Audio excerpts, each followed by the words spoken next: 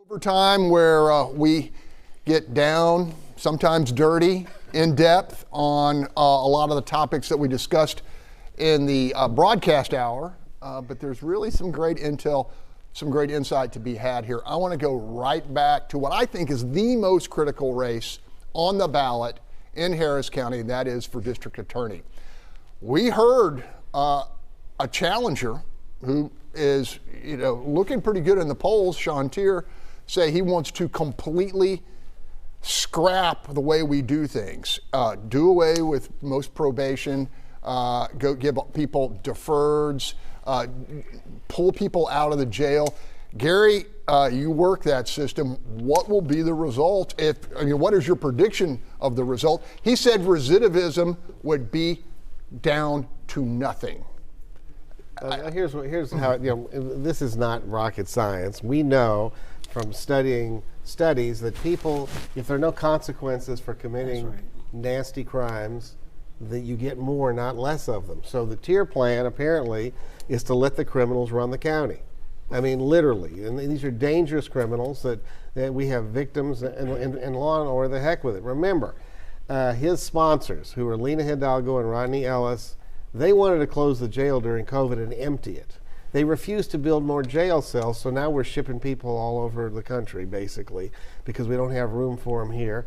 They did agree, and we had that misdemeanor bond deal, which, by the way, the Fifth Circuit flushed and said there's no legal basis for it, but the county continues to participate and spend about $100 million a year giving it to these leftist monitors. So that's going on. He has already sold his soul. They want him to reduce jail population. It's basically this simple word. Their plan is to decriminalize crime. You don't have a crime problem if we don't call it a crime. They did this in Dallas, remember? They said 1,000 and under and you don't get charged with theft. So that kind of mentality is going to come here. If Tier wins the primary and then beats the Republican in the fall, it'll be an absolute disaster for law-abiding citizens. Bill King, we watch the polls consistently, overwhelmingly. Harris County residents want improved public safety. And you heard the proposals he's bringing to the table. You know who's behind him. It seems antithetical that we're making a little progress getting out of the crime wave. Could we be taking 3, 4, 5 steps backward with this type of mentality? Look, I'm going to go back to the Chronicle on this for a second. For several years, they've been on this drumbeat of, the residents, the public is exaggerating the amount of crime. That's their mindset about this. Look, you can say what you want to, but the public doesn't agree with you. And by the way, even though crime was down a little bit the last 2 years, it's still well above where it was 10 years ago. And so, I'm sorry, Houston Chronicle, you don't get to decide for the public. And so what they've decided is to take this race to try to impose their view about criminal justice on the community by basically ignoring what Sean Tier said about that would weaken public safety and basically make this all about fairness. Because when you talk to people about the criminal justice system, they want it to be strict, they want to hold violent people accountable, but they also want it to be fair. Those are not inconsistent ideas.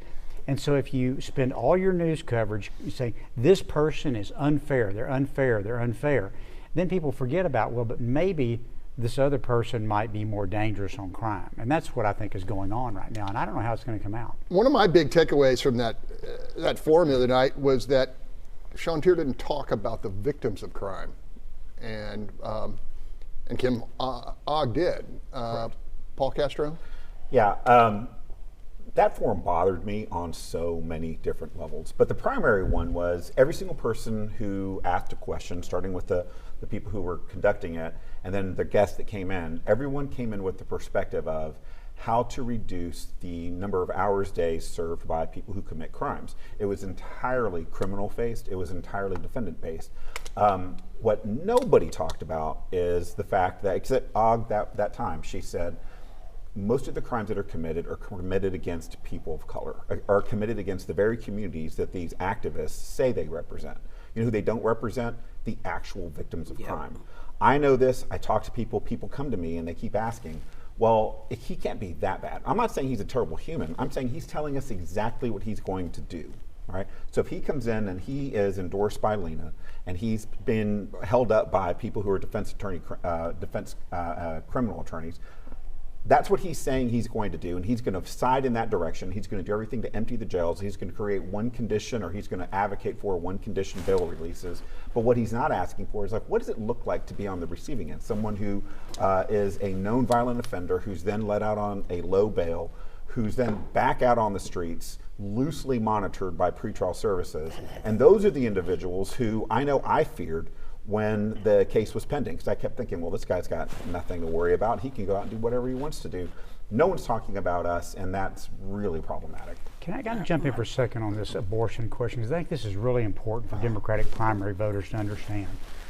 So, you know, the state has this law that if you refuse to enforce all laws, including the current abortion law, you can be removed as DA, and the governor appoints a DA to replace it. So Kim, who's never going to prosecute an abortion case, very deftly said, well, it's all depends on the circumstances of the case. Sean went out.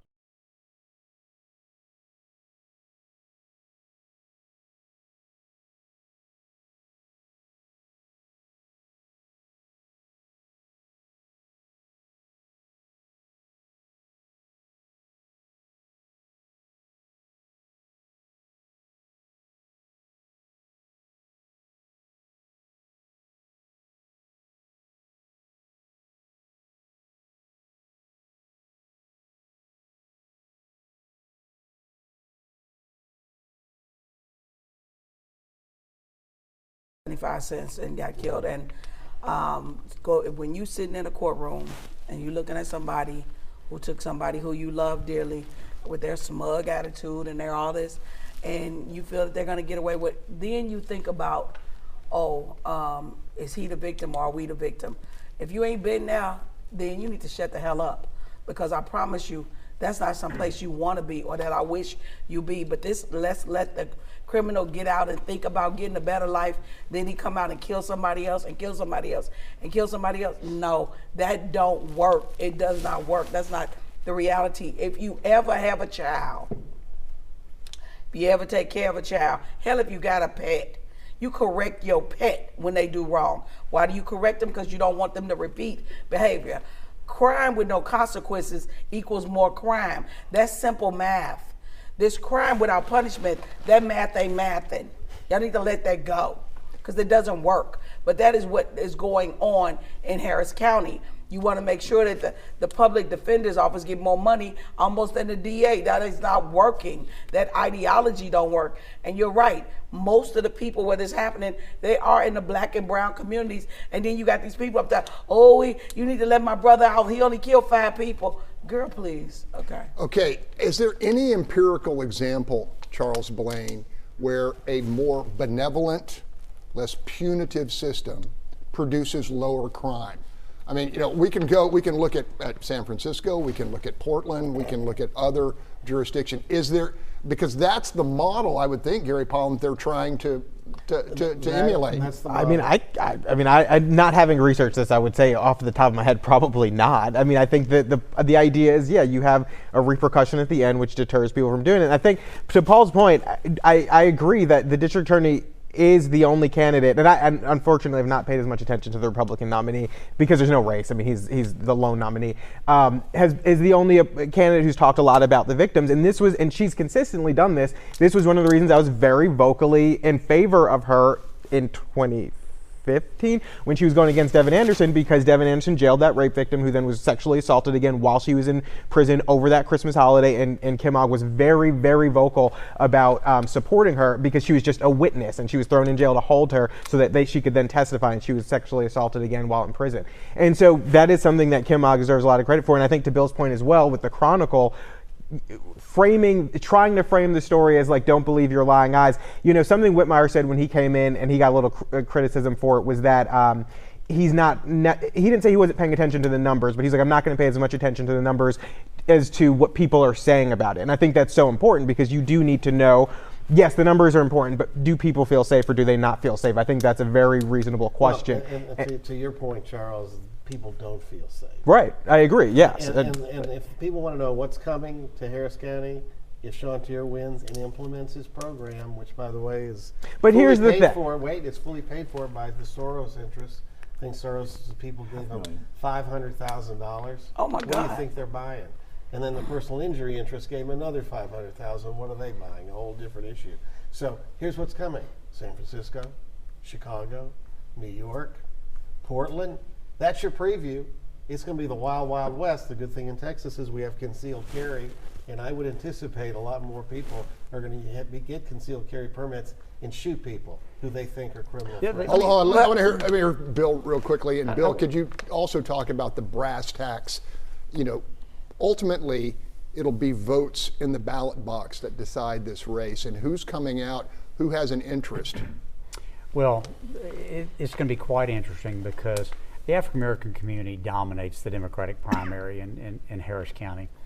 And, you know, I think that the African American community is of two minds. They're very concerned about the fundamental fairness of the criminal justice system, and they've got legitimate grievances about what's gone on in the past. But they also are disproportionately victims of crimes.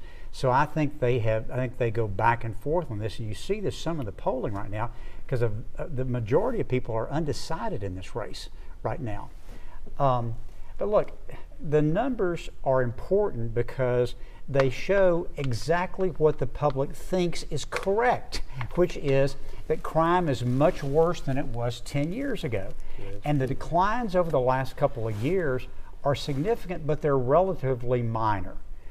Right now in the Harris County Jail, that they want to let everybody out of, they want to empty the jail, 96% of the people in there are in there for felonies, and 88% are in there for a violent felony. So, you know, maybe there's a handful of people that shouldn't be there, but it is a handful of people. The vast majority of people in that jail, I want them to stay in jail. In fact, there's 800 people that are charged with murders right now that are out on the street. You know. Well, can I just add something really quick though? That 4% that we're talking about, that handful, it is important to get those people out because of how much overcapacity the jail is. Every person matters. When you watch those Texas Commission on Jail Standards hearings and they bring HCH at Harris County Sheriff's Office up to talk about what's going on in the jail, they talk about how they can't even get to rounds to visit everybody just because of how many people. So it is important to make sure that you create any capacity that you could find. But you don't know what some of those cases are. There are cases that are things like, they're not violent, but they're a convicted felon that's carrying a firearm. They need to be in jail. I agree. So you have to look at these. But the idea that somehow a bunch of first offender marijuana people in jail, that is all complete BS. That does Well, not but to that point, we can't but- discount the fact that the Harris County Jail is the biggest mental health facility That's what I in the was state talking of about. Texas. Yes. There are people in there because they are a genuine risk to themselves and potentially to others. Yeah. Okay, but that's what I wanted to talk Okay, about. go When ahead. you brought up about is there any programs working? The Cahoots program, it does work, and that's how they built the diversion center, the Ed Emmett Diversion Center, to allow people who are having mental issues. Do you take them to jail? Or do you bring them to the diversion center? Because of the mental health issue crisis that is going on in the state of Texas, and so I believe that program does help because you get them there, and then they can get their meds, and that one does help, but. All these other things, so let's give them, 20 times and you out. Not no 3 strikes, 20 times and you out. And I'm not kidding. Like Bill said, there has been a multitude of African American people and Hispanic people who've been dogged by the justice system, pimped for public gain. That's what I call private prisons, because when they had the youth one up there by Atascocita or Conroe, the judge was getting money for every kid he put in jail. They were putting kids in jail for chewing gum in class. Hell, my ass never would have got out. That didn't make no sense. But you have to look at, in Louisiana, they were about to pass a law to guarantee the private prison. So many prisons. Well, where do you think they were going to get them from? They will snatch people out for anything.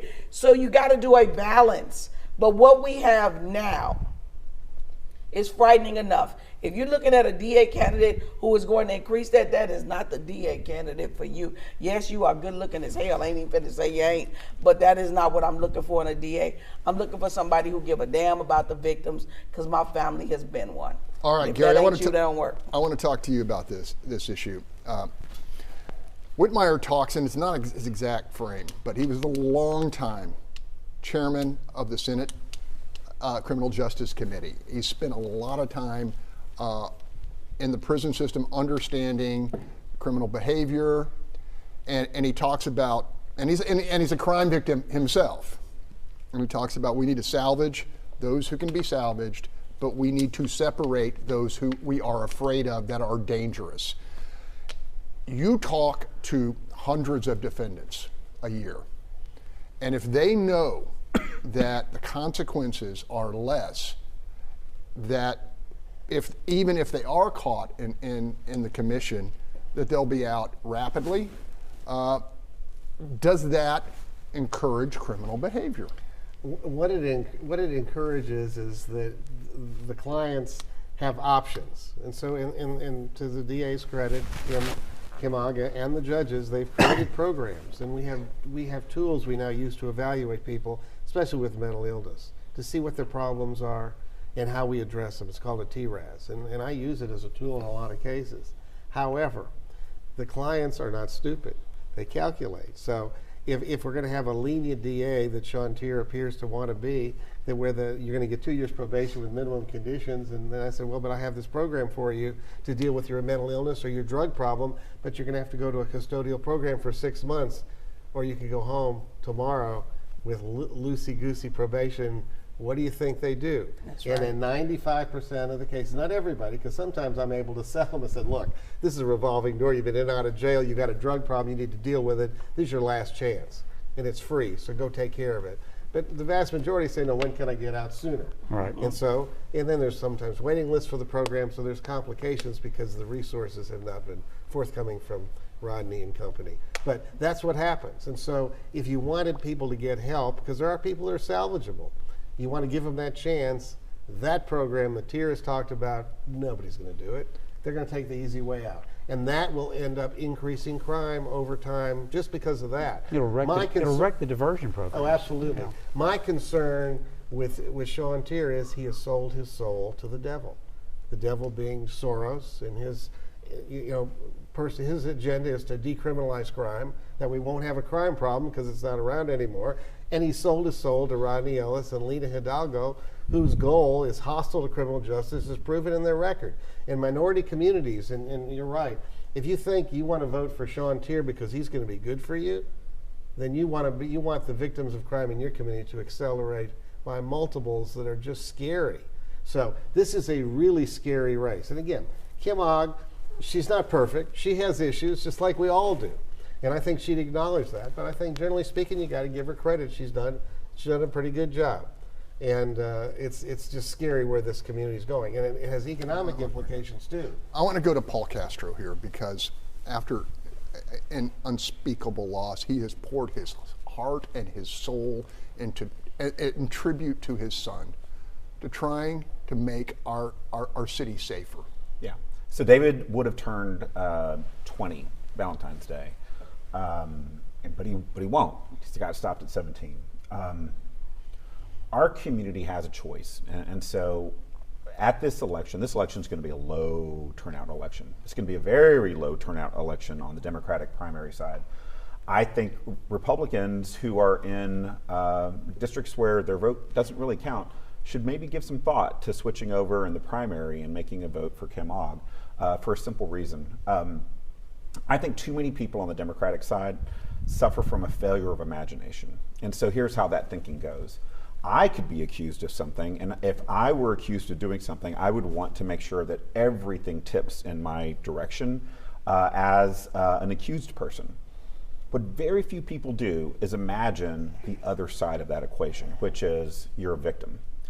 Something that you did not ask to happen to you happens to you. And especially on the violent side, you're robbed, violently robbed, someone breaks into your home, holds you at gunpoint, makes you open up your safe, or God forbid, as happened in our case, someone next to you, someone close to you, someone you love is killed or harmed irreparably. No one wants to imagine that. And because they don't want to imagine that, they get to play in this fictitious space where terrible things happen to good people and they get jailed forever. Not saying that it never ever happens, but violent criminals are typically violent criminals, and they have been violent throughout their entire lives. We need to be protected from those people. The question is, what stops that from happening? And there's two things. Will I be caught? And if so, what's the punishment? And when those two things are high, when there's a high likelihood for getting caught, and when there's a high degree of punishment for those who get caught, it does reduce crime. And that's not happening. I'm going to strongly advocate a thing that just keeps happening: roadway shootings. Yeah.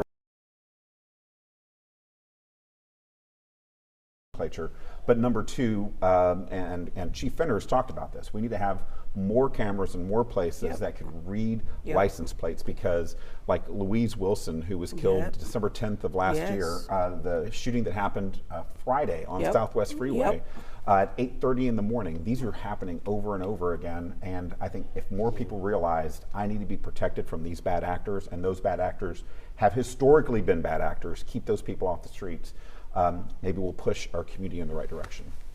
The other thing about this that I think people are not understanding is this is going to encourage vigilantism. It's going to encourage gun sales.